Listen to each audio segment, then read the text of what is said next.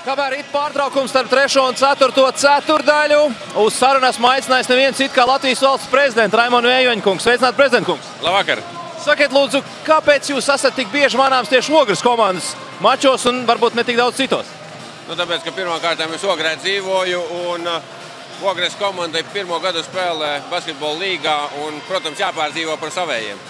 Pastāstiet, kā jums patīk vispār, kā Ogres komanda ir debitējusi Aldars Latvijas basketbola līgā? Katrā ziņā labi, jo tas ir pirmais gads un ir zaudējumi, ir uzvaras un komanda pakāpeniski veidojās, iespēlējās un ar katru spēli rāda labākos rezultātus. Neskatoties, ka varbūt šī spēle nav tā veiksmīgākā, bet arī liepainieki ir spēcīgi. Tā kā, nākamreiz uzvarēsim. Kas jums patīk Ogres komandā? Jūs pietiekoši zinošs esat basketbola cilvēks.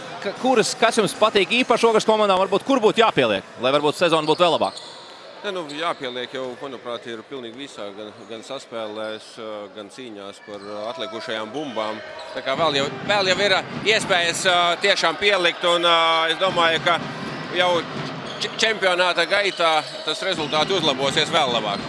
Ogres pilsētas mērs teica, ka, ja jau pat prezidents spēlē Ogrē basketbolu, tad mums visiem ir jāspēlē. Varbūt pastāstiet, cik daudz basketbols ir jūs ikdienā, cik bieži spēlējat un ko jums vispār nozīmē grozbumba?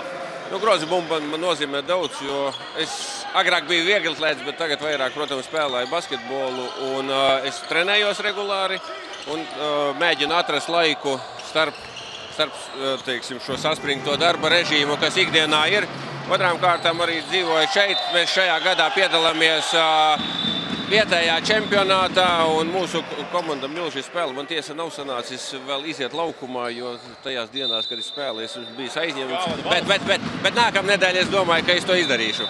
Un par Ogres komandu, ko novēlēsiet vai ko sagaidat no šīs komandas sezonas kopskatā? Kas būtu tas rezultāts, kas apmierinātu prezidentu kungu? Katrā ziņā mani apmierinātu aptuveni 5. un 6. vieta čempionātā. Tas būtu labs rezultāts pirmajā gadā. Un kopumā jūs esat nākat visbiežāk uz Ogres mačiem, jūs esat ogrēnietis, un tā jums ir, var teikt, šobrīd tāda dzimtā komanda vai komanda, kurā jūs pats dzīvojat, no tā rajona. Prezidents Obama, Amerikas prezidents, arī visvairāk ir manāms Vašingtonas Wizards mačos, jo viņš Vašingtonā strādā. Bet mīļākā komanda viņam ir Chicago Bulls. Kura kopumā ir jūsu mīļākā komanda Aldars Latvijas basketbola līgā, ja tāda ir? Bez Ogres. Bez Ogres. Jā. Man patīk, kā spēlē Valmiera šajā gadā. Un, protams, Vēfiņš un Ventspils arī ir ļoti labas komandas. Tā kā mums jau kopumā basketbola līmenis valstī ir ļoti augsts. Un tāpēc ļoti grūti izdalīt kādu komandu. Ir komandas ar potenciālu kā Ogre, bet viss kopumā, manuprāt, mēs esam basketbola nācija. Pāris vārdos kopumā par Latvijas basketbola līgas attīstību pēdējos gados.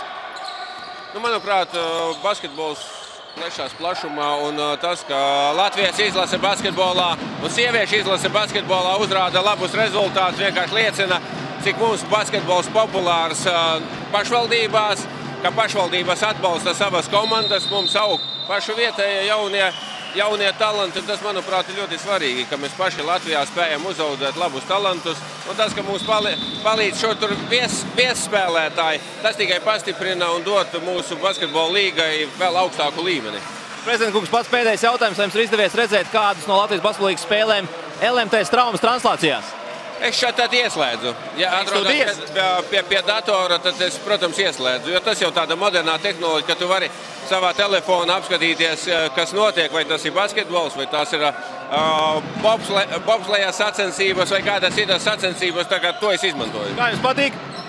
Īstenībā tā, manuprāt, ir tāda nākotnes tehnoloģija, ko arvien plašāk izmantos dažādu gadagājumu cilvēkiem. Paldies, prezidenta kungs, paldies, ka piekritāt uz pāris vārdiem.